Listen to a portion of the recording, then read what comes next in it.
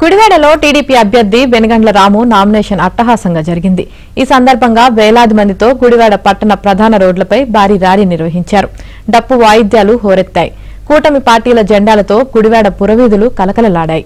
MP Vallabhaneni Balashowry, మాజీ MP Konakalla నారాయణరావుతో కలిసి returning అధికారికి రాము నామినేషన్ పత్రాలు అందజేశారు.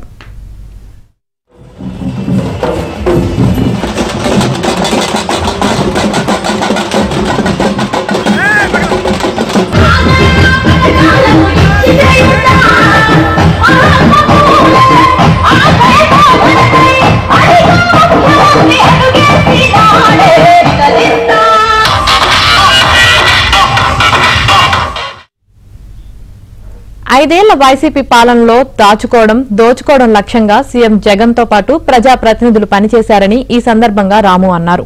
కూటమి ప్రభుత్వం అధికారంలోకి వచ్చాక వైసీపీ ప్రభుత్వ హయాంలో జరిగిన భూ కబ్జాలపై, అవినీతిపై చర్యలు చేపడతామని చెప్పారు. తన నామినేషన్ కార్యక్రమానికి అశేషంగా తరలివచ్చిన గుడివాడ ప్రజానీకానికి రాము కృతజ్ఞతలు తెలిపారు.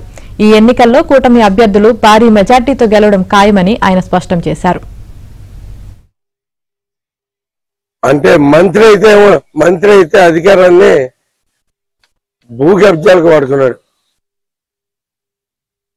ఏమన్నా ఒక రోడ్డు బాగు చేయాలంటే నిధులు ఎక్కడి నుంచి తేవాలో తెలియదు, కానీ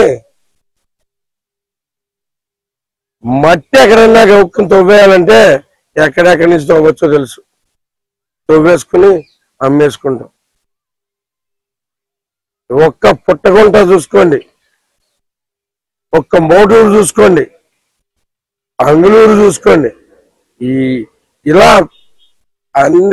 అన్నిట్లోనూ మట్టి విపరీతంగా తవ్వేసి గోళ్ళను సంపాదించారు.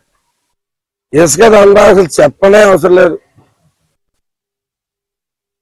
ఈ అన్యాయాలన్నీ చూస్తానే ఉన్నారు ప్రజలు. అందుకోసమే ఈరోజు నా ముందు నడిచారు, నన్ను తోడుకుని వచ్చారు. ఇక్కడ దాకా గెలిచి రమ్మని ఆశీర్వదించారు.